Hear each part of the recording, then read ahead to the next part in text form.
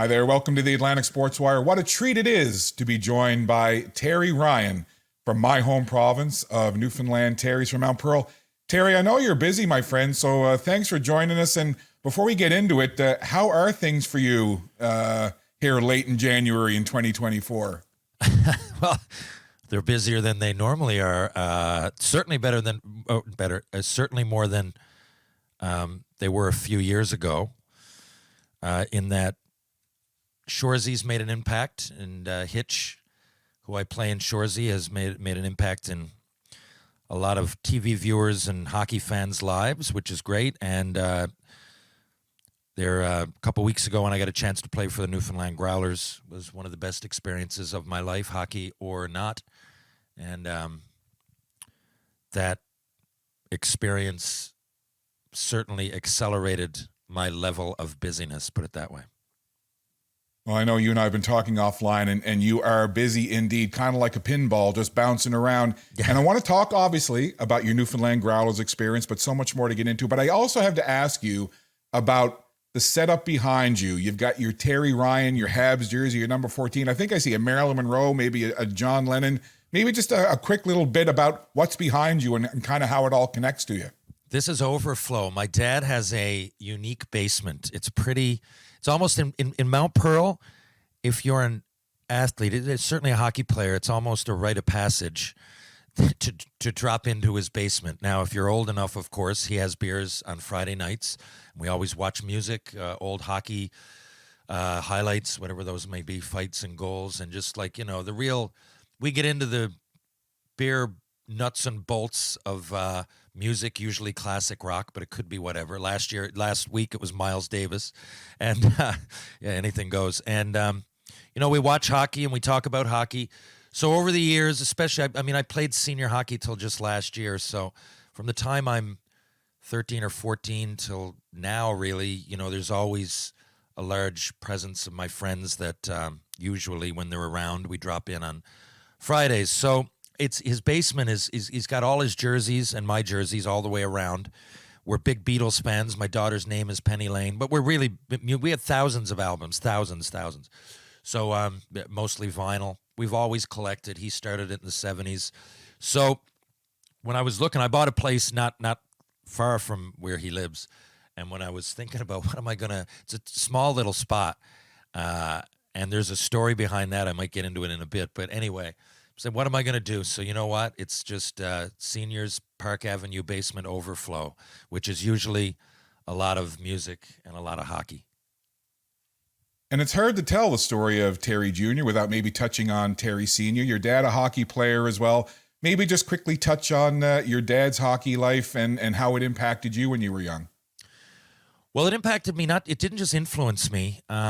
So when I knew he played. When I was real young, though, I have to be honest, like when real young, like it's not like I was a great skater. I was, when I was 7 or 8, like I wasn't making like the Adam and Pee Wee teams, like, stories about these great players that came before me, whether on a national level, like Wayne Gretzky, international, I guess, or locally, like, I don't know, who do I look up to? John Slaney no, I really, when I was about 10 years old, I never even made the B All-Star team. But I loved watching my dad. And my dad, by that point, was he'd retired from playing professional hockey and senior hockey. He was coaching. So he was coaching the Mount Pearl Junior Blades, and then shortly after that, the Mount Pearl Senior Blades. So it was about a 6-year stretch where he was coaching one or the other. And the Junior Blades won the championship here a couple of years, but they won the Atlantic Championship one year with him coaching. They didn't lose a game all season. I think they went 44-0 and then went up there and went 6-0. So if I'm wrong, it's by a game or two. So that was inspiring. But the thing is, my mom ran minor hockey. Okay, so the scheduling. Sorry, she didn't run minor hockey. She made the schedule every year. So and minor hockey, and I guess amateur, junior, and senior. So she would whatever team my dad was coaching, my mom would usually schedule it that was the last of the evening. First of all, they were the oldest, so the junior and senior team were going to be, going to have the 8, 9, 10 o'clock at night slot as opposed to the noon, So, but even in the weeknights, like if they practiced 10 to 11, so I'd always have my skates there. And I knew that if practice ended early, or, she'd often say, well, the, team was run by the town. So like if we're going to have 2-hour practice, they'd often be off in an hour. So I'd have my skates. A few of my buddies, Jeremy Charles, who's now one of the most famous chefs in the world, was a great hockey player. People don't realize he left to play Junior A in Ontario. Anyway, Gary Clark, Craig Hodge, Steve Kwan, we had all, so we would get way more ice time than anybody else around because of that. And to be honest with you, there was a rink attendant, and his name was Tony Fontspaulo. And I'm sitting in his house right now. He had a stroke a few years ago, and I was looking for a spot, and it fit the bill. And it's wild because he would, with a wink and a nod, let us on for sometimes an hour or two longer, right? And as long as we didn't tell him, we didn't. As long as we kept the secret, he's like, you guys now, you're here. I'm going to let you on the ice. You better not say nothing. We'd be like, no, for years and years and years. So between Mom scheduling that last practice and Fonts letting us stay on, it wasn't just, I was influenced by my father in the first place, but literally the fact that he coached those teams means that I got at least 8 hours of extra ice time a week, if not more. And it didn't feel like practice. We were just out there for the most part playing shinny, but clearly worked because the minor hockey teams after that I played on were pretty lights out. One year we didn't lose a game. I can count the losses on one hand, and that's the truth from minor hockey. After that, of course, or after that. Yeah, the characters in hockey, and certainly in Newfoundland hockey and around St. John's and Mount Pearl. And I can almost picture Fonts in my brain right now. And you mentioned that Pee Wee team. You and I were talking before we recorded this. You played for a couple seasons with the Mount Pearl Pee Wee team. That was pretty dominant. And I guess you played against my nephew, Dave Penny, who was a pretty good hockey player himself. Just quickly, what are some of your memories of those times playing on that really dominant Mount Pearl Pee Wee team? That was the biggest, my second year Pee Wee. I remember that. And look, I don't want to be point counting here, but I really did.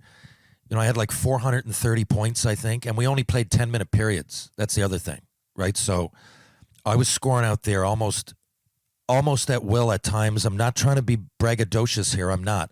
I went away and it was, I was big for my age. I had all that ice time. Real big, almost as big as I am now playing Pee Wee, 12 and 13, right? My Quebec Pee Wee tournament, we went up there is where I got noticed because it's an international and the best of the best in the world are there. So it's a pretty good barometer if you're watching as a scout, can these guys hold up?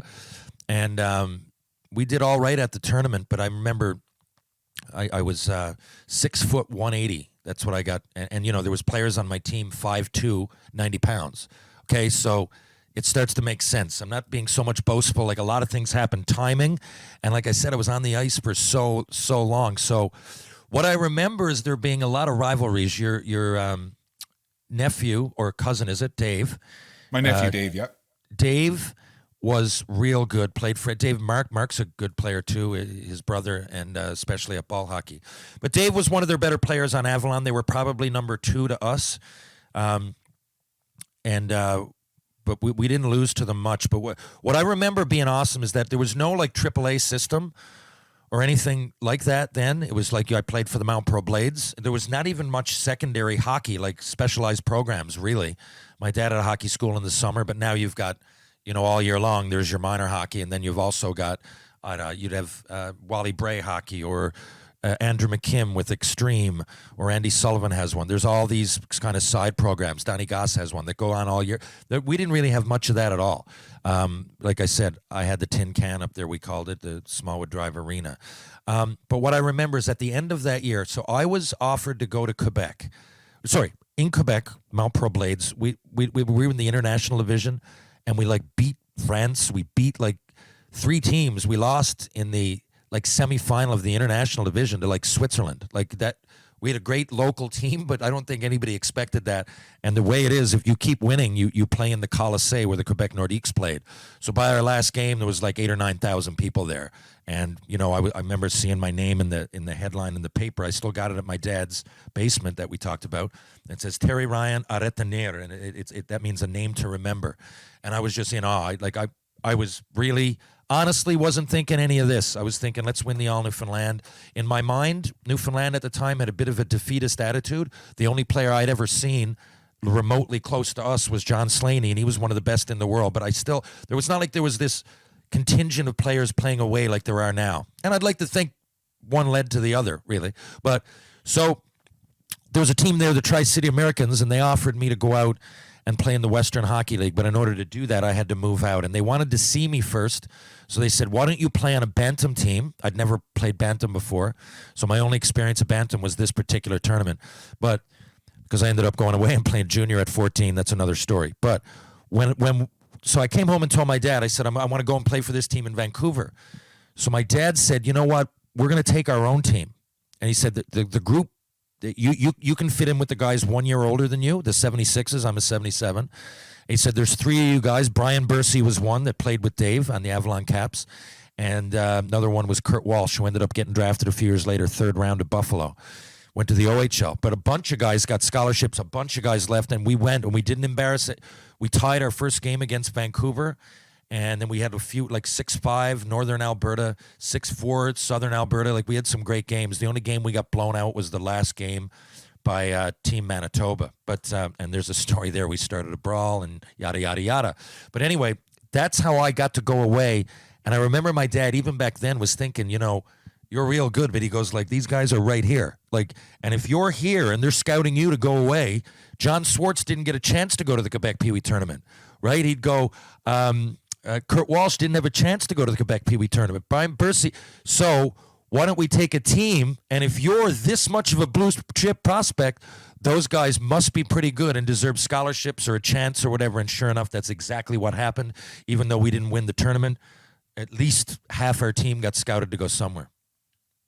So many building blocks go into players' careers. You know, you mentioned playing junior A at 14 for the Canal Millionaires. Then, of course, Tri-City Americas in 1993, your major junior career. Then, of course, and I'm a Montreal Canadiens fan, so I'll try to hide my bias a little bit. But what's it like on draft day? What's it like leading up to it? You know, what are the conversations like? And what was that moment like when they call your name 8th overall to the Montreal Canadiens? I know that's a lot of questions there, but just kind of encapsulate the whole thing. Yeah, mine was unique because I'm a huge Montreal fan anyway, and I still am, right? You know, my earliest memories, I've got pictures, you know, I'm like one with Santa, my first memories ever, my first pictures, I have a Canadiens jersey on. When I got old enough to realize what was going on, I liked Chris Nyland and Bob Gainey. I remember, like, they were the first real players that I really knew. I mean, I heard the name Wayne Gretzky, but it's not like I'm talking 5 or 6 years old. So it's not like we watched all Edmonton games. They're coming on so much later. There wasn't definitely as much footage available. We look back now and see all those Gretzky highlights, but again, unless you had a VCR or something, and then like Rock'em Sock'em would have to come out, I didn't see a lot of those highlights till the 90s. You know what I mean? So it's not like at the time we saw all the Leafs games, all the Habs games, and I was a huge Habs fan. So the funny thing is, on draft day, so it was surreal, first of all, to get drafted by the Habs. But secondly, it's funny because I think there were 26 teams in the league at the time, and I got interviewed by all but 2 or 3. I remember Detroit didn't. I think there was only them in Montreal. And so I was in the elevator on the way to my seat with my dad, and their head scout, Doug Robinson, looked at me and he said, "Hey, man, you're a great player." I said, "Oh, thanks." He said, "You know, you can score, you got a big shot, you can fight, you're good in the corners." And I'm starting to get my ego inflated. And then he says, "Good Memorial Cup, man, you played awesome." And the thing is, I didn't play in the Memorial Cup. So I looked at my dad and he said, "He thinks you're Shane Doan." And I went, "Oh, God." I said, "Well, thanks a lot. I aim to please." And I went to my seat and I thought, the only team definitely not drafting me is Montreal. They didn't know what I look like. There's no way they're going to draft me. So I was like, okay, after Montreal, we're Boston. And I had a good meeting with them. And I knew Dallas, I think, were 10 or 11. And Dallas, I had great meetings with. So I was like kind of looking beyond the Habs pick. It kind of took me off guard. But right before they picked me, all the cameras were coming over and descending on us. And I figured maybe they knew something that we didn't, and they were right. Now, of course, you know, so many things can happen in the trajectory of a player, you know, when they're drafted, the journey to go pro. You know, injuries played a big part in what happened with you. But after the draft, and you over the course of a couple of years, you had some time in the NHL. But what were those next couple of years like, Terry? From that time, and then where you ended up going next in terms of your pro career? Yeah, they were, unfortunately, they were a bit foggy. There was lots of great stuff, but the next season, and this is on the internet, you can see it. It's called I got a bad concussion. I think it's Terry Ryan gets hit and Damon Lankow and Byron Brisky respond. I know it's a long tip, but I believe that's what it is. So we were in Seattle. I'd made a pass, and a guy who came at me every game. I mean, it was his job. He was a pretty tough guy, and he was an agitator. I don't think he meant to hurt me like that. His name was Kevin Pop. We fought almost every game. It was a different league then. But he knew the best chances they had were to get me and Lankow off our games, right? Now, looking back, it would be a 20-game suspension, but because he hit me late and he hit me high. But at the time, I mean, I don't even remember it. I went down, my head hit the ice, blood starts coming out. I woke up 4 hours later in hospital, at least consciously. So that really set me back, okay? I was 18. Now, when I'm 19... because after you get drafted, you can't go to the minors for 2 years, right? You can't go to the minors till you're 20. Most people get drafted when they're 17, turning 18. So if you go to a good major junior team, will have lots of guys that are owned by the NHL. They're just not getting paid yet. They're not playing in the league yet, but they're already drafted. So my 19-year-old year, I was going to go back to Tri-Cities. I went to camp. I just had that bad concussion the year before. And I was still kind of feeling the effects of it, but I made the team. It was wild. And they realized, I played 4 games. They realized what was going on. From day one, they said, we'd rather have you practice here. Even when I was coming out of the concussion, I was starting to feel good, but they were like, we'd rather you practice here anyway, right? We're going to pay you to be here. We want you to practice. We want you to learn from Shane Corson and Saku Koivun and Vincent Damphus and the guys who are here that are, we want you to end up being a Canadian and a leader, and that's what these guys are. So it's probably more beneficial to practice here until the trade deadline in junior, which was in February, and then we'll send you back and finish out your junior. So my junior rights got traded to Red Deer. I didn't concentrate on fighting or hitting or anything, and it was a great way to end junior. I had 35 points, which was a lot in 16 games. And I remember at the time, I don't know if it still is a record, but I set the record for goals scored in 3 rounds. There's 4 rounds of the playoffs. In 3 rounds, I had 18 goals in 16 games with no fights, nothing. So, in other words, I felt good. I felt like, okay, I'm coming back. And as far as the Canadians, the next year I kind of expected to make the team, to be honest, because I made it as a 19-year-old. But again, I was hurt for most of the time. But they sent me down. And I had a coach named Michel Terry, and I really didn't like him at all. It's really, even now, even all the years of senior hockey and, representing Canada at the World Ball Hockey Championships and my local teams and everything, I've never run into that kind of adversity from a coach. If I'm not saying I didn't play bad, but this guy would start it. He would initiate confrontation. I can't, in a very militaristic, he got bench me when I celebrated goals, stuff like that. He clearly was trying to get into your head as a player first, and that was his method. Looking back, whatever. I'd shake his hand if he was here now, but I really, really, really didn't like the guy.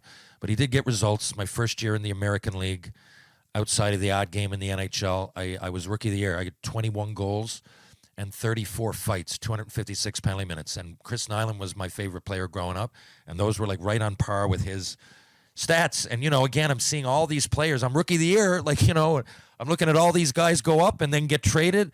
And they would get traded from Montreal. I don't know, Darcy Tucker, Craig Conroy, Brad Brown, eventually Matt Higgins, Aaron Asham, Valerie Bure, right? These are guys that I'm playing with. And I've got decent stats. I'm the first-round pick. What's going on here? So I chose not to go back. I called, and the Montreal GM, Ray-Jean Houle, was very nice about it.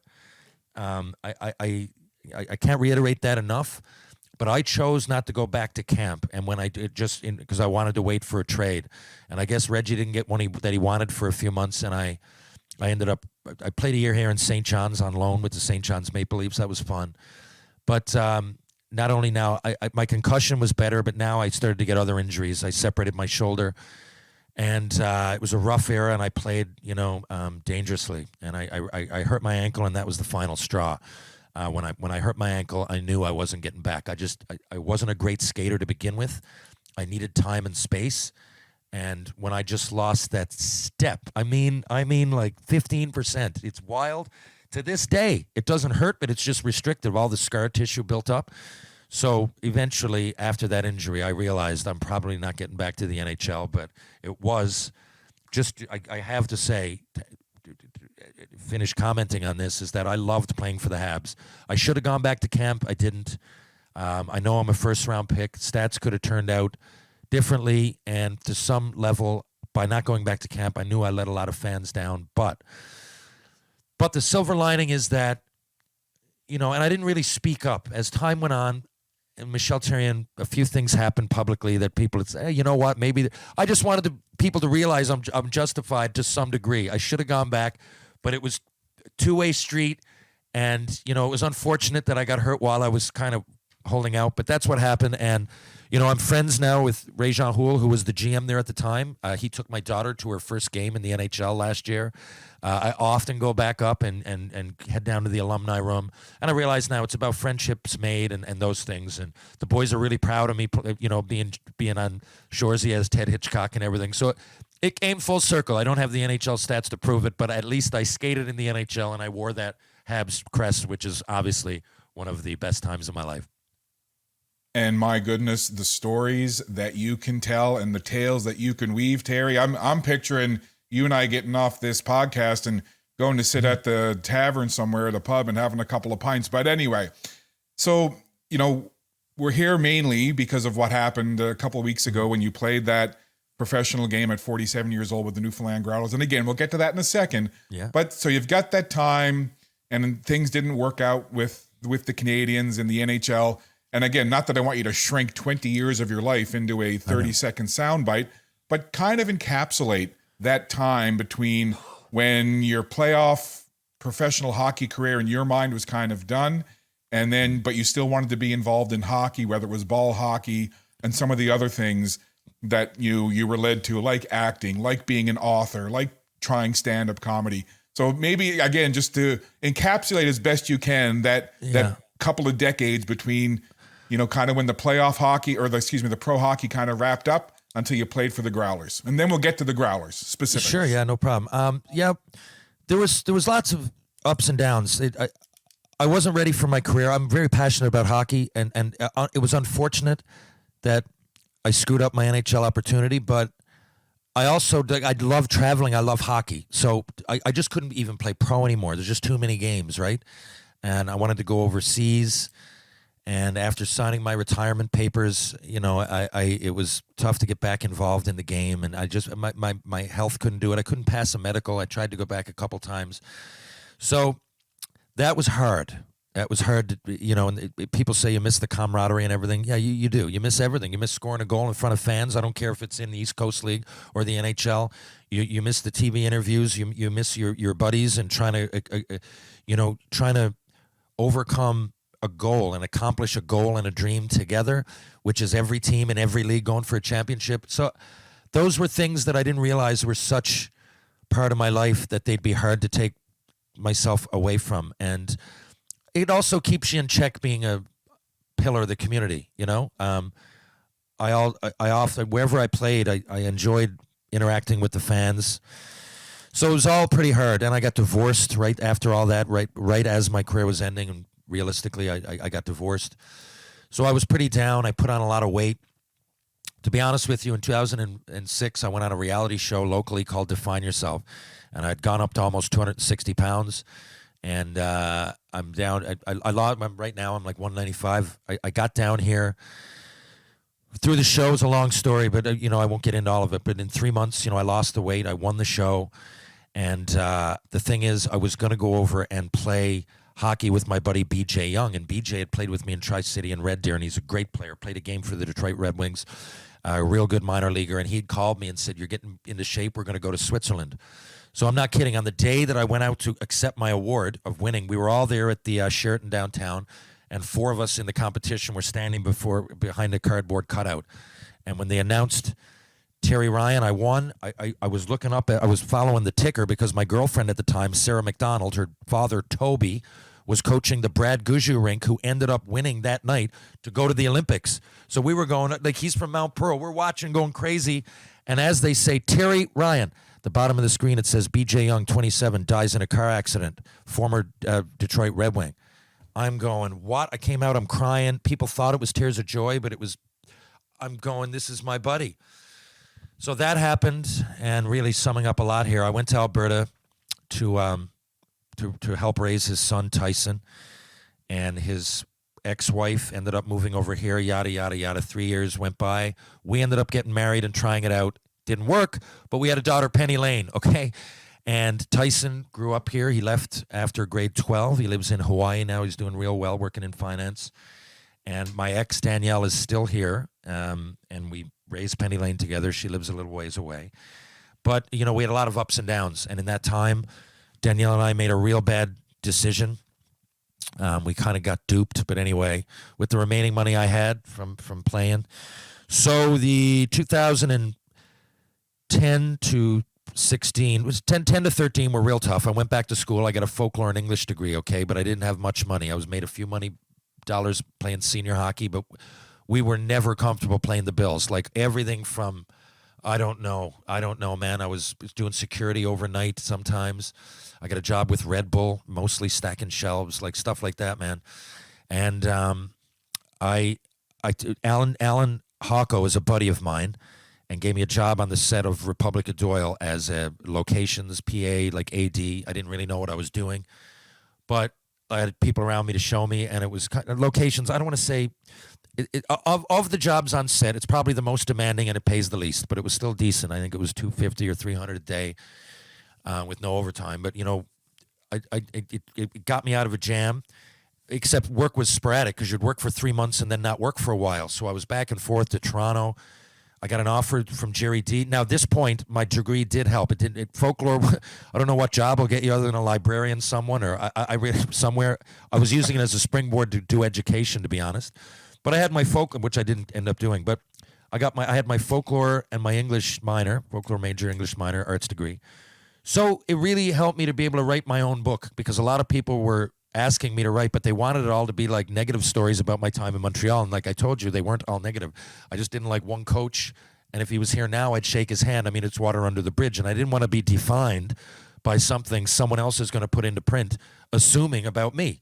So, and my book ended up being called Tales of a First Round Nothing. Because again, I got no brothers or sisters. I left home. My parents made me read or write each night for 20 minutes or a half hour. So I had these, and I make me at first, but after that it became a companion. It was like a brother or sister. So I had all these stacks of notes and journals and, you know, jot notes, whatever, over the years. And I said, you know, I'm reading all these, and there's really not a negative story here. It's a positive story. It's a kid growing up that got to play for the Montreal Canadiens at one point. You know, like, so it's a pretty good story. So I said, you know, but I'm not going to sell it like, read about me, Terry Ryan, you know, the legend. I'm like, because that didn't happen. But there is a story. So my favorite book growing up was Tales of a Fourth Grade Nothing by Judy Blume. And I figure it's about, you know, this kid, Pete, and Super Fudge. And there's similarities with me growing up. I didn't have brothers or sisters. But the kid was often misunderstood. So I named it Tales of a First Round Nothing. Take it as you please. And although books aren't going to make you $1 million, I wrote it myself, okay? Provided the pictures, and I love ECW for even signing me. It was a bucket list thing more than anything, and it continues to be a platform. But it sold for $19.99 in chapters. I got 50 cents a book. Okay, so that'll tell you how much money's in that business, in that industry. So I'm not saying I'm not appreciative. I totally am, but that wasn't going to get me out of the hole or anything. Jerry D had read it, invited me to Toronto to do some stand-up with him, to write a show really, but that never got off the ground. So I left here, and we were getting divorced. The optics weren't great to the kids. It looked like I kind of bailed, but I couldn't do anything else. And I was working I had a permit to work in the Ontario Union on crew. I was a set dresser by this point on set. But I didn't know when I'd be working, and when I call a number in the morning, and if the phone rang within like an hour, they might say, go to Scarborough, you're working on Star Trek today. Or, you know, go to The east side down there's we're doing Schitt's Creek, and they need somebody to do background or sets today or whatever it would be. But I might go 5 days without working. So I was literally walking around Union Station. I hate to use the word homeless because there are people that are homeless that need a lot more help than I did.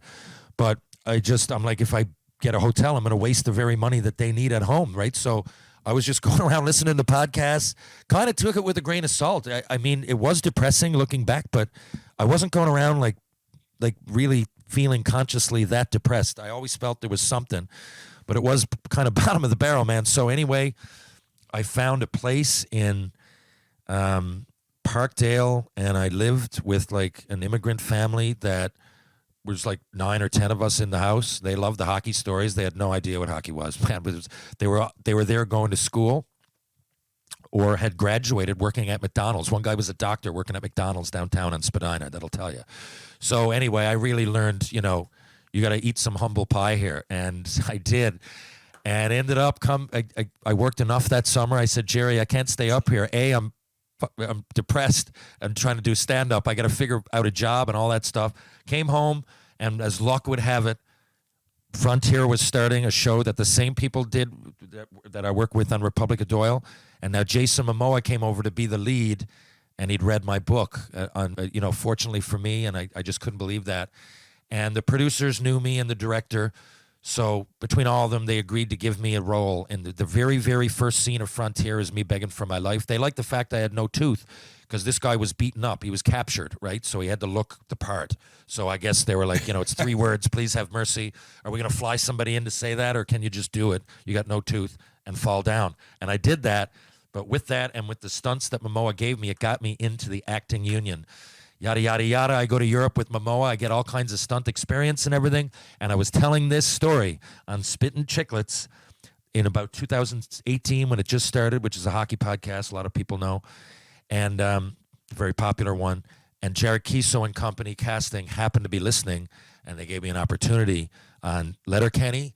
And then that led to Ted Hitchcock in Shoresy. So all of that had happened since my last professional game, thinking there would be any more professional games. And I know that took a while, but that's just the skeleton of it. But you see, there was many ups and many downs.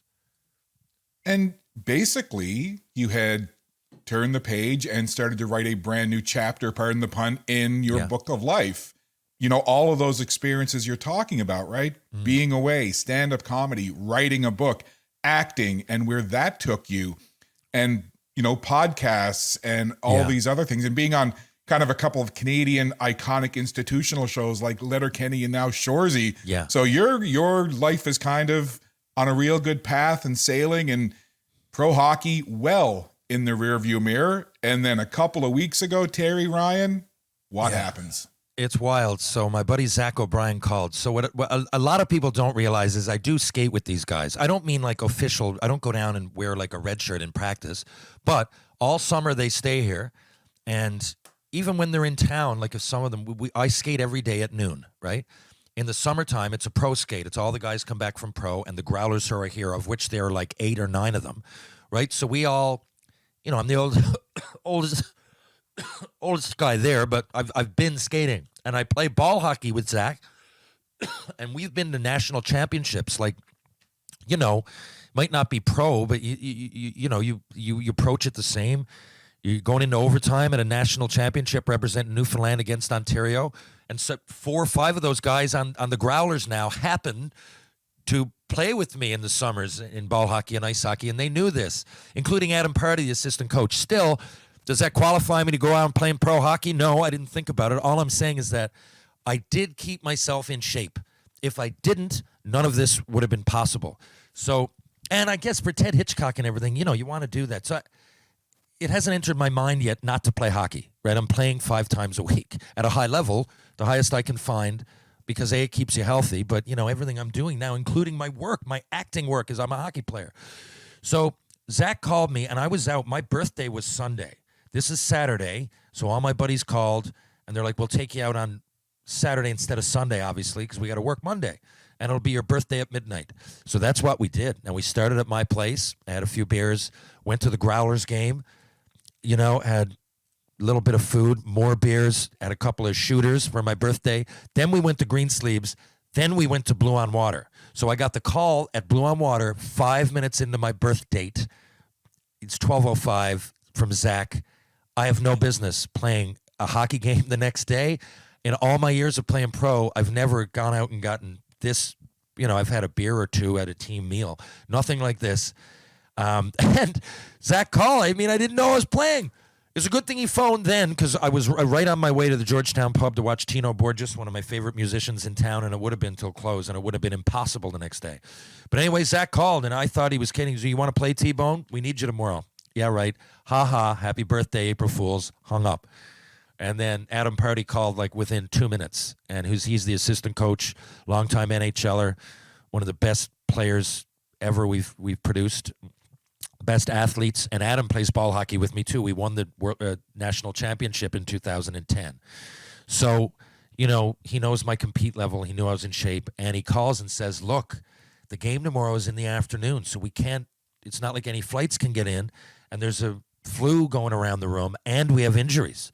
So he said, if it's not you, I don't know who else to phone. There might be some, but we're starting with you, and we have to use someone local, and the senior hockey league.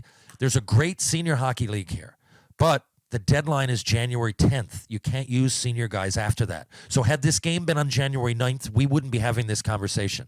But it happened on January 14th, 4 days after the deadline.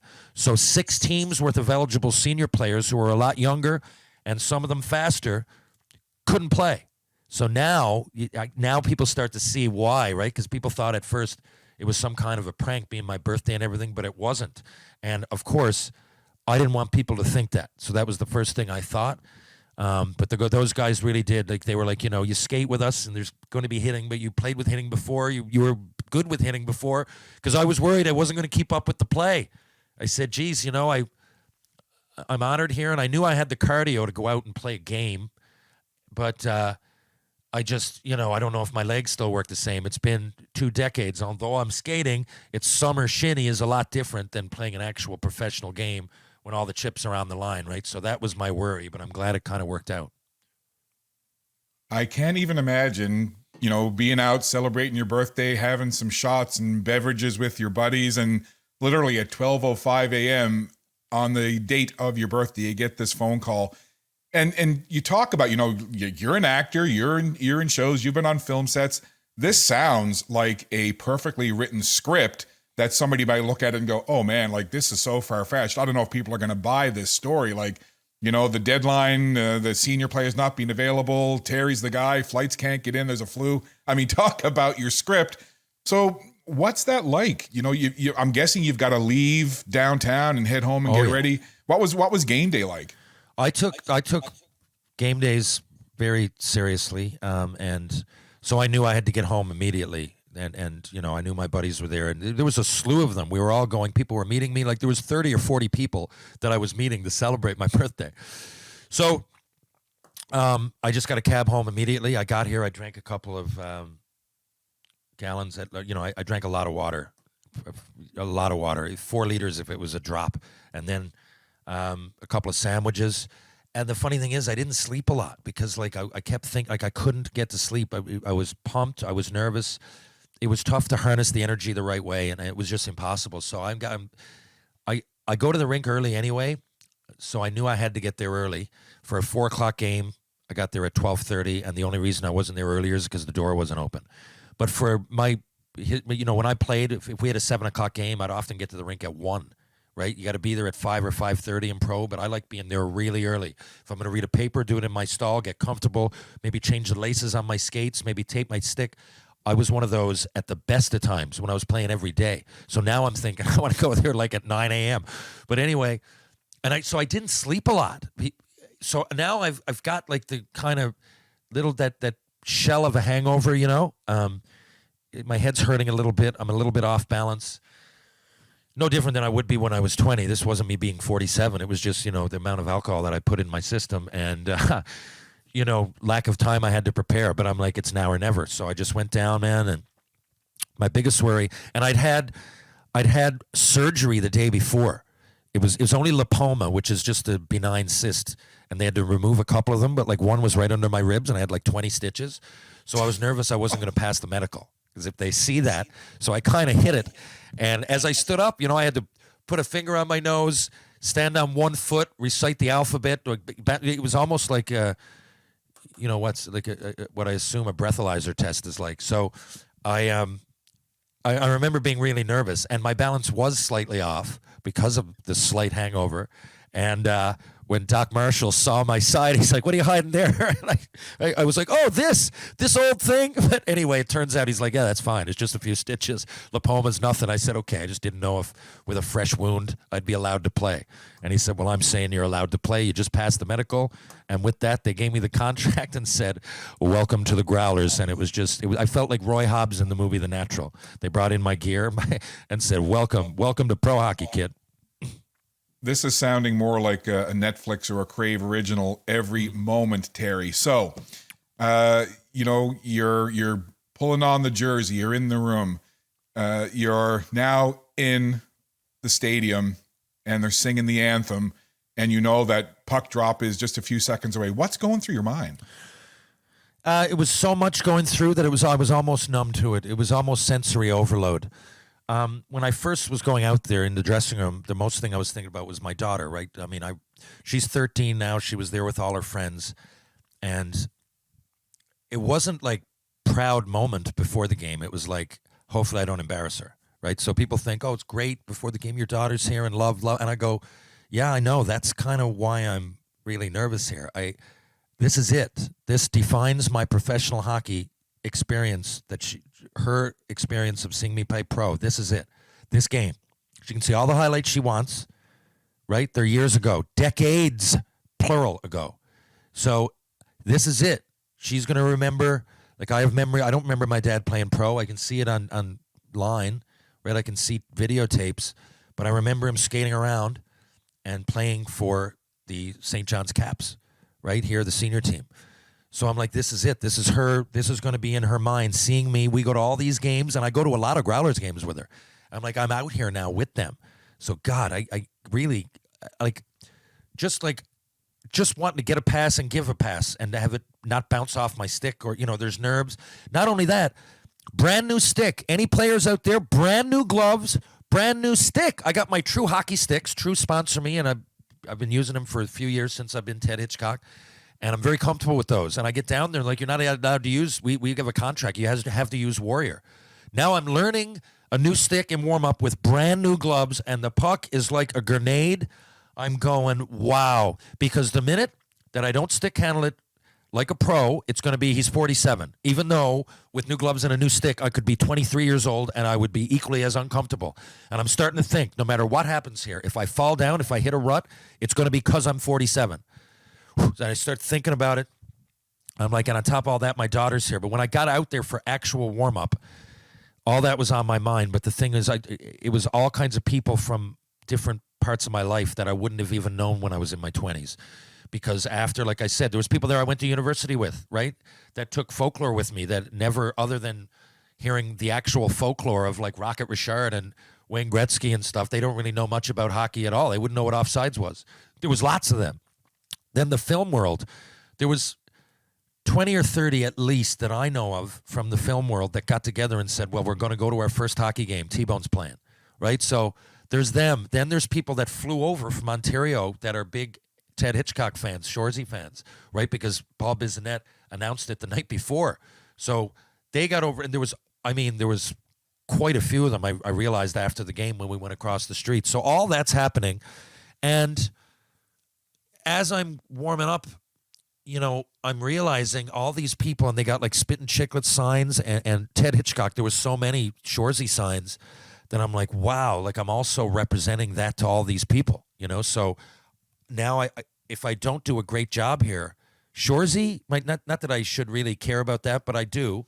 I'm like, this is kind of their brand, which is funny that I ended up getting in a fight. It worked out perfectly, but none of that was planned, just because that's what you do in Shoresy. But none of that was planned, and so the feeling, it was a gamut of emotions. So all of this is going through my head. So if I kept thinking about that, there's no way I would have gotten through. So when warm-ups, when she started and I was in the starting lineup, so when the anthem started, I just put down I closed my eyes and I did what I always do. I'm not a big spirit. I am spiritual. I don't go by one particular religion, but what I always would do is close my eyes and say a prayer of sorts to fallen heroes of mine, like my captain and junior, Todd Clausen. It's the reason I wear number 14. I had 4 roommates along the way pass away, BJ being one of them, Mike Collins and Jonathan DeLille, the other 2, and Todd Gillingham and Greg Smith from here, the Bird Dog. So over the years, while I was still playing pro, 2 of those guys were passed, and then, in senior hockey or ball hockey, that's what I would do during every anthem. So once I did that, and something about that seems larger than hockey. I don't know, and I think that's why it calms me down often, because just talking to them in my head reminds me that they're dead and I'm not, and I'm lucky. So, and they were friends, so there's a lot of things that accomplishes. I don't know, someone that meditates, put yourself there when you got anxiety. So by the time I opened my eyes, and it's like game on, and you see the ref, it was honestly, the nerves were there, but a lot of those thoughts were gone, and I just had a job to do, so I started to try to do my job when the puck dropped. And when the puck did drop and you did your job, one of your teammates took a big hit at one end of the ice. Yeah. The play goes back up the other end of the ice. And you mentioned it. You do drop the gloves and get in a fight, much to the delight of the hometown Growlers fans. Again, what was going through your mind at that moment? Or were you just reacting the way that Terry Ryan, the hockey player, always reacted? I swear to you now, a lot of people thought, because you can't make yourself score a goal, right? But you can go out there and kind of start something, and it can often turn into a fight. So a lot of my friends thought for sure that I was going to fight. So I mean, friends from junior and stuff. Not that I was a goon, but I wasn't scared of it. And it's an opportunity to get on the score sheet. And I know what a lot of them thought, and a lot of them even bet on it. And I made them some good money. But I swear to you, because when the game started, I thought about it. If I just go now and get in a fight for the sake of getting in a fight, first of all, my daughter's up there. That looks stupid. She plays soccer. And, it's not in soccer, but it should only be in hockey in certain instances. I don't think it's, And what if I grab someone and I get beat up? Then the team that just had confidence to play me loses momentum. The whole thing is, fighting isn't about hurting the other guy. It's about momentum and answering the bell. And there are a lot of things that go into it, but my thought is never to hurt the other person or like bust their nose, even though it might seem like that. You're trying to win a fight, but it's more, grab the momentum and everything. And when I played, honestly, if someone, and James has been the captain for years, he's not this year because he plays part-time. He's from here. He's a firefighter and plays for the Growlers in their home games, the odd road game, and just a real nice guy and leader. And he would have done that for any teammate that played here the last few years. There's not many left that do that kind of thing, but he's one of them. And so when I went onto the ice again, by this point, I had a bunch of shifts, not an overwhelming amount, but maybe a half dozen. So I wasn't really nervous about the game anymore. And I'd made a few plays. So by that point, I was like, okay, like mission accomplished from the point of view that I went out there and proved I could play pro, right? I made some passes. I nearly had one in front if I wasn't squeezing my stick so much.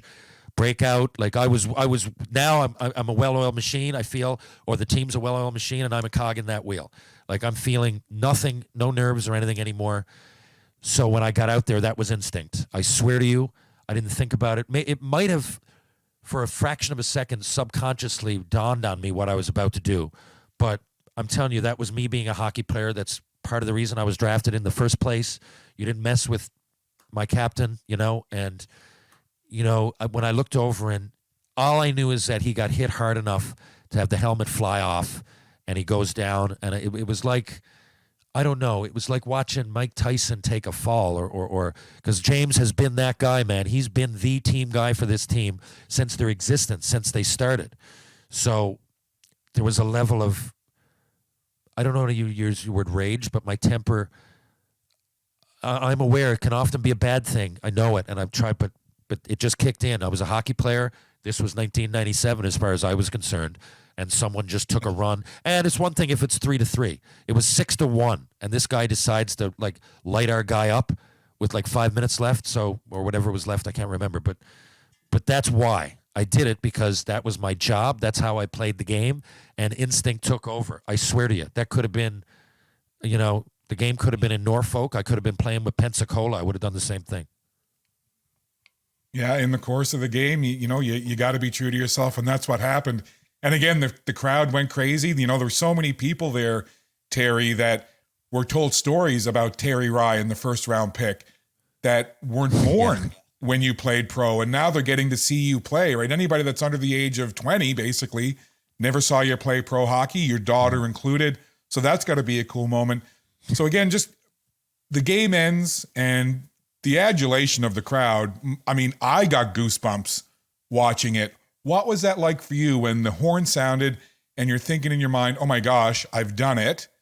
I didn't embarrass myself. I kept up. I was, as you said, a cog in the wheel, in the machine of this finely tuned Growler team that was, you were into the flow of it. But the horn sounds, the game is over. The crowd's cheering wildly. Your teammates, James Melendi being one of them, and some of your other buddies and teammates, basically made you take that little lap and salute the crowd. What's going through your mind, and what did that mean to you? And what's it like now, a couple weeks later, when you look back on it? Until after the game, I didn't realize how big of a deal it was. Because they sent me out there twice, and I was like, guys, I didn't want to go out. I really, I don't say I didn't want to go out. I just thought the fans don't want to see. I mean, they were chanting my name in the middle of the game, of course, but I just didn't. Because had I would have taken a slower time to do it, and I would have gone all the way around the rink. But they told me to go out at first, and I kind of did a little salute, and then I went off. And they turned out the lights. And the boys said, well, you got hardest working player, and there's an award for that. And they go out after the game. And Melindy's like, you did get in a fight. You finished you're legit hardest working player. You got to go back out there.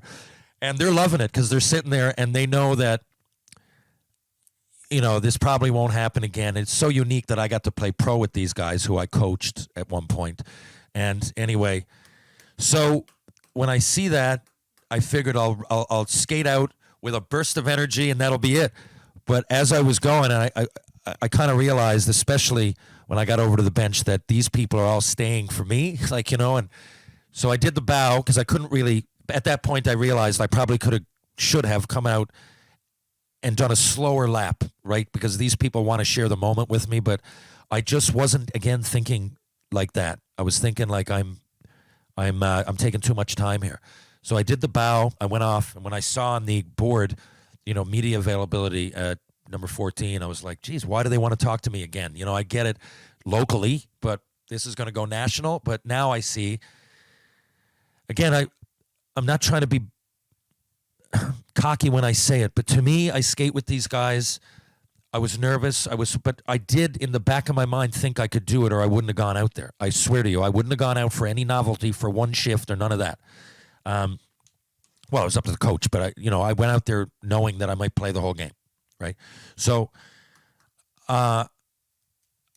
given my age and what has happened in the past, and everybody there, and how many ups and downs there's been, and everybody there knew that. And when I first retired, there was a level of negativity to it, like what the hell happened? Why? Even people that were trying to be nice, but now there's been such another story created out of this, and people look back now and say, oh, he played on the Canadians, rather than, oh, what happened with the Habs? So that was it. And then, anybody close to me, including half that building, knew how low the struggles actually got for me and us, our family. To guys that were there, a lot of the boys had family there and stuff, and some of them are signed with the Toronto Maple Leafs, so it's great. I really can't believe that I shared an actual ice surface with some players like that and held my own. So that was fun. That thought went through my head too. But it was more than anything, honestly, more now a celebration of the game and the friends that I've made in my life, all through hockey, because people in the building were all united through hockey, through me, yes, but it was an experience we were all sharing. I had to go out there and go through those motions and do it, but we were all sharing that moment together. It was wild. And when I came out right after, the first thing I did really on the way to do my presser was knock on their door, and Zach Walker, the guy I fought, came out, and I shook his hand. I said, I wasn't going to jump you there. You didn't have to drop your gloves, and you created that moment for me, and it's a hockey play. He goes, yeah, I know. It's a hockey play. I hit him. I said, I know, and we had a fair fight. I go, you got a few in there. I'm glad I got a few in, and I winked and I said, I'm glad one of us didn't knock the other one out, because I think that fight transcends hockey a little bit. And he laughed. And I said, where are you from, Zach? And he said, Boise, Idaho. And I looked, I go, well, you're 25. And he goes, yeah, I saw you play when I was 3, because I used to play in Boise for the Idaho Steelheads. Now, how about that? So one of the last years that I played, the second last year, this guy was just forming memories with his family and was just starting his hockey journey. He was 3-4 years old. That's how unique this hockey world can be. Now, I know that, you're an insider when it comes to film and television, but I got to say, if there's any producer or anyone involved in film or television listening to this and isn't already formulating a script for a film, I mean, the fact that the guy you fought watched you play when he was 3 years old. Yeah, and he was Alex Newhook's teammate at Boston College. Of all, who's from here now playing on the Habs. Like, I mean, come on, it's wild. It is wild. And I want to ask you as well, because I'm a dad of 3 kids, 2 of which are daughters, and you've referenced your daughter, Penny Lane, several times. You said she's 13. What was your first interaction and conversation with her like after the game? Well, the thing is, because right after the game, I had to do the presser. I had to see, and so I didn't get up there for like an hour, and she had to take off. Again, she had school the next day, right? So we spoke briefly, but she left, and then the next day after I got her from school, we came here. Actually, I picked her up from her mom's house, maybe 5 or 6 o'clock. So like evening had set in, and then I took her here and took a deep breath, and like it was a moment, and it was almost not what was said, what wasn't said. Like she just looked at me and gave me a hug, and I was like, yeah. And we usually watch Sherlock Holmes, like we're watching that series now, and so I was like, well, you ready to watch? So we turned it on, then I had to pause it. I looked back over and she goes, Dad, that was crazy. That was crazy. I can't believe it happened. I said, I can't believe it happened either. And there was a moment, I don't know if it's goosebumps or we kind of shared it in that, she knows and I know how much adversity there's been in both of our lives, mine and by extension hers. And but things are starting to happen now. Since she's 3 years old, we always wanted a white Jeep, and I just had bought one in the summertime. And so I remember even then she goes like, "We really did it. We're really doing this. Our journey is coming true." And so she very much feels like she's on the ride with me, right? And which she is. But I told her that I wouldn't have played the game, if I thought I was going to embarrass you, and B, I don't even know if I would have played it if you didn't exist. I don't know where my life would be or anything. It meant a lot to me to play that, with you there, and no words needed to be said after that. Well, for me, I think that's my favorite part of this entire journey for you and being a dad, listening to that. And I can tell what it means to you, and I'm sure to your daughter as well. So Terry, we're going to wrap up here in a second. We've talked about the fact that you're now currently involved in Shoresy, but outside of that, what's next for you? What can folks expect from Terry Ryan, the author, the stand-up comedian, the actor, the the humanitarian? What's coming next? Well, I'm busy. So right now I do 2 podcasts a week. I have my own podcast called Tales with TR. I have an A and a B. So this week I'll record. Actually, a little later tonight. It's usually Tuesday, and then I'll have my guest tomorrow, and I'll release that on Friday. And tomorrow's guest is longtime MLB player Josh Reddick. I'm getting to meet a lot of people that watch Shoresy and everything. And I don't like to interview guests that I've never met. I mean, I could, but I'm not really being a reporter. Tales with TR. I like people I came across in my life for one reason or another, and if they're famous, great. Hopefully they are, but like it doesn't really inspire me if someone was to say, hey, we can get you Elias Peterson, who plays on the Canucks right now. I don't know him. He's from Sweden. He's a great player, but I've never really come in contact. So I'd rather interview, say, Darcy Harris, who I played with in Fredericton, or Shane Corson, who I played with in Montreal, say. So Josh Reddick is a big fan of Shorzy, and we've gotten to know each other pretty well online, and I'm looking forward to have him on. So that's a long way to explain it. But so I have 2 podcasts a week, and then on Mondays and Thursdays, I'm the co-host of the Jason Greger Show out in Edmonton. I just do it out using my computer, obviously. But and that's on Sports 1440. So 4 days a week, and I like to do my research and be prepared. And so I'm on air in some capacity at least 4 days a week.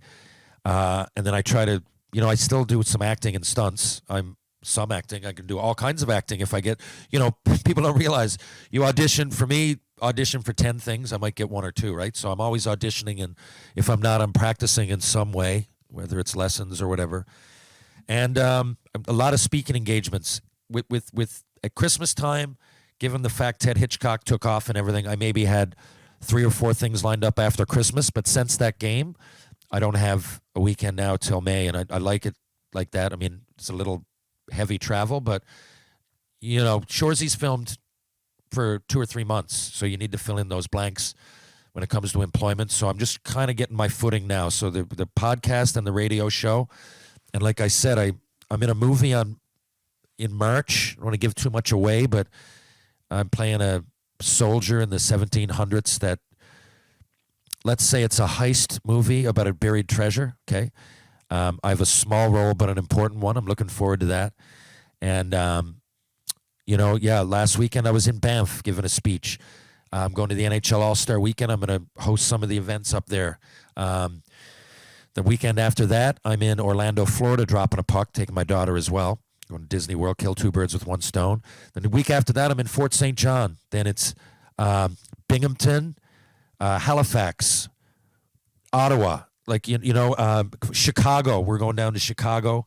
I believe we're dropping the puck, Shorzy, people, I believe, at a Blackhawks game in March. So, it's that sort of stuff, like meet and greets, speeches, whatever. Whenever there's a demand, I guess you got to strike when the iron's hot, because that's part of my income now. And other than that, it's full speed ahead with my daughter. She needs me, and so she comes to some of these events.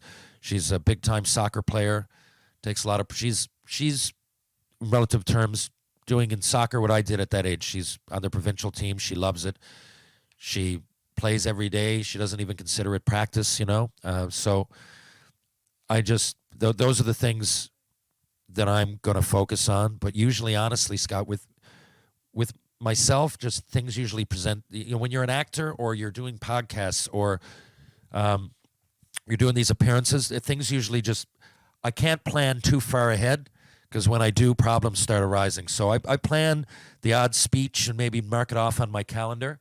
But my life has been as adventurous as it has been spontaneous. So I'd love to give you more answers, but that's what I got on the go right now.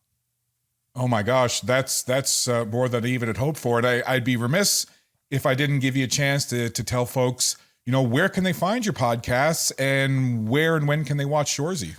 So my podcast is called Tales with TR. Like I said, I had Darren McCarty a couple episodes ago. That was a great one. Then I had Riley Cote, with a real different podcast. That was great. And then Brad Yetman last week, Josh Reddick now. So they can find that under the umbrella of the Hockey Podcast Network, THPN. But it should be standalone on a lot of the podcasts. It's on pretty much wherever you can get your podcasts.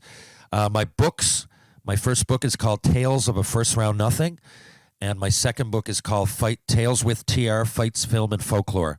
Now, the second book is basically an extension of the first.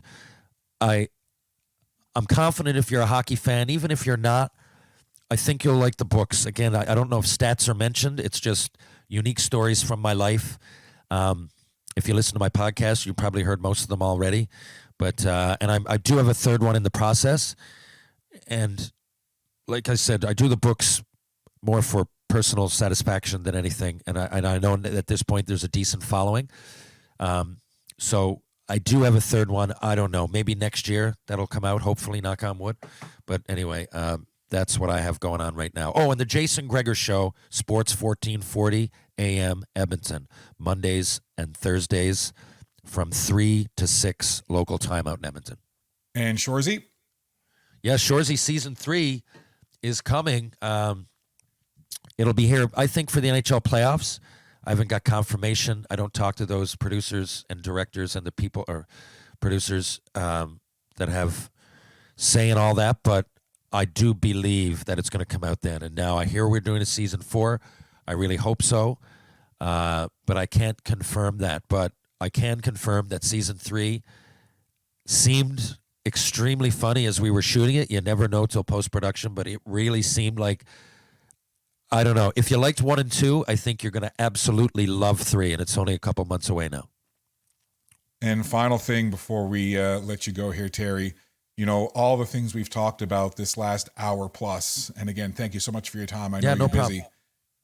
You know, for anyone listening to this that may be playing hockey right now, you know, and they're at a young level, right? They're at Pee Wee, they're at Bantam, maybe they're even playing Major, Junior, or U18, etc. What would your advice be to them, whether it's they're going to pursue a higher level of hockey, or maybe hockey doesn't pan out and they have to find another avenue to go? Based on your experience, what 1 or 2 pieces of advice would you give to those young people right now listening to this? Well, success is in the eyes of the beholder. So a lot of kids think if they don't make the NHL, like, it's not worth trying, but that's not true. There's all kinds of pro leagues. There's people making a living at hockey and other sports, whatever you want to pursue, all over the world. You can get a scholarship, free travel. I've got friends now. One example, Cody Donaghy, signed 2 NHL contracts, didn't get any NHL games, played in the minors over here for a while, but this is his 3rd year in Europe. This year he's playing in Cardiff, Wales. He's enjoying his life. He's getting paid good money. So there's that there's all kinds of avenues to be, quote unquote, successful. Even if you don't get paid, even if you leave just to play junior for a year, or even if you don't leave your hometown and you play midget or bantam or whatever it would be, you're learning to be a teammate. And I just think that a dressing room is a microcosm of real life, man. I think it's a good metaphor. Like, if you're a leader in a dressing room, you'll be a leader in real life. So, in other words, don't base your success at hockey on whether or not you make the NHL or pro. Like I said to my daughter, I'm fine with her not playing hockey. I didn't force her to play, but I wanted her to play a team sport. And I think that if you're a parent listening or whatever, I'll go to my grave saying it. I just think there's a lot to be learned. It's a big thing. It's learning to be a teammate and try to achieve a goal together, whether it's the Stanley Cup or the under-12 local soccer championship. It can do a lot for the mind and for the growth of an individual person. That's the first thing I would say. And the second thing would be, if you are on the side of things and you are elite and you're really realistically pursuing a career in pro hockey, don't burn yourself out. Guys or girls, just don't. I always put down my skates and picked up a baseball bat or a soccer ball for at least 3 months every year without even putting on skates. And a lot of my friends, especially the ones from here that I know, Teddy Purcell, Alex Newhook, Adam Party, Michael Ryder, Ryan Clough, I'll go down the list. They all did the same thing. So there's a point that you can burn yourself out. Hockey should always be fun. And I remember at like the end of August or the beginning of August, whatever, it was always August, like putting on my skates for the first time that I had them off, and I was excited to get on the ice. And I remember looking at players over there that their parents made them skate all summer that didn't end up going anywhere. And I'd look at them and go, and they'd be like, "Oh man, like my skates are," like they'd be upset, and I'm going, "Man, I'm back on the ice. I'm rejuvenated. I'm ready to go." And these guys are still burnt out, and they're going in to another season, which, like, it's the reason we play sports. They're good personal growth, and they're great for the mind. And the minute it starts not being fun, you're in the wrong business. Great advice from someone who's lived it. And this one popped in my mind as you were giving those great pieces of advice. Terry, you've met a lot of people, right, in the entertainment industry, film, television, in the sports world, and otherwise, because of all your endeavors. But if there's one person that you've met that was kind of a holy moly moment, if there's one person that you could go back and meet for the first time again, who would it be and why? Well, you'd think the answer to that would be the Jason Momoa, and that was definitely awesome. And he was probably the biggest star if you want to go by followers and celebrity status. But for me, it was the gentleman who ended up writing the foreword to my first book, Jim Cuddy. I'm a big music fan, as I've mentioned, and Jim's a member of Blue Rodeo. He writes a lot of songs, one of the lead singers. And I've often, he'll tell you that he wanted to be a hockey player, and I'll tell you I wanted to be a musician. There are some similarities, but the first time I met Jim in 2008, I believe, I met him a couple of times way back. I remember him skating with us when I played for the St. John's Leafs, but really, hi, how you doing? But in 2008, the Juno Awards were here. Maybe it was 2009. And we actually met that night. We had a bite to eat and had a great chat. We had a few beers, experienced that weekend together, the Junos. We played the charity game called the Juno Cup. And then, we sat together and watched the Junos, and I really became friends with him then. And, a year doesn't go by that I don't see Jim. I'm going to see him next week when I go to the NHL All-Star game. I hang out with his son, Devin, and we're real good friends now, but it's never lost on me that that's Jim Cuddy. To me, he's, again, Blue Rodeo, some people listening probably don't even realize how good they are, but I don't know. I like music. I like melodies. The Beatles are out of this world, and he loves the Beatles. That's the other thing. He loves hockey. So not only was meeting him fulfilling as that's a celebrity, but it was we've got so much in common. I didn't realize that. So to have him as a friend is still a bit overwhelming for me. Very cool story. Maybe one day Blue Rodeo and Jim Cuddy will have you as a guest singer on one of their songs.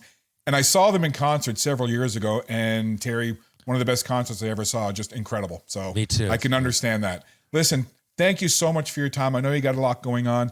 Congratulations on getting to play pro hockey for the hometown Newfoundland Growlers at 47. I'm 55, and I just hurt thinking about playing any kind of high-level hockey. So again, this has been great. So glad to have you on, and continued success, and I hope that we can connect again down the road. Thanks. I appreciate it, and it's no problem at all. I was looking forward to this interview anyway, even in the busy times that it is. It was an honor to be here today. Well, it was a pleasure. Thank you very much, Terry. No sweat.